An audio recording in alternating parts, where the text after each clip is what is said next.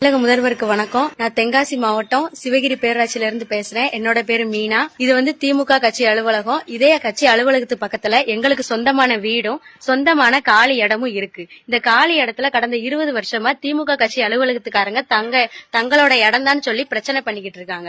இந்த பிரச்சனையினால நாங்க நீதிமன்றத்துல வழக்கு பதிவு பண்ணிருக்கோம். வழக்கு பதிவு பண்ணிருக்கையில இந்த 20 வருஷமா பிரச்சனை நடந்துட்டு இருக்கு. இந்த பிரச்சனை நடந்துட்டு இருக்கையில இவங்க கட்டட வேலையை ஸ்டார்ட் பண்ணிட்டாங்க.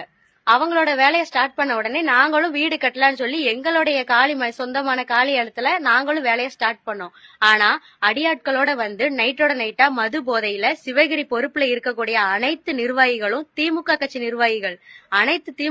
நிர்வாகிகளும் சேர்ந்து நைட்டோட நைட்டா ரவுடித்தனமா மது போதையில அம்புட்டையும் இடிச்சு உடைச்சிட்டாங்க.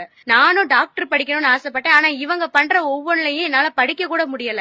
எந்த நேரம் என்ன செய்யறாங்கன்னே தெரிய மாட்டேங்குது. இதுக்கு மேலயும் இவங்க இன்னும் டார்ச்சர் பண்ணாங்கன்னா இவங்களோட கட்சி அலுவலகத்துல போய் நாங்க குடும்பத்தோட சூசைட் பண்றதை தவிர வேற எந்த வழியும் எங்களுக்கு தெரியல. நீதிமன்றமும் அரசாங்கமும் தான் இதுக்கு பதில் சொல்லணும். Download ShareChat.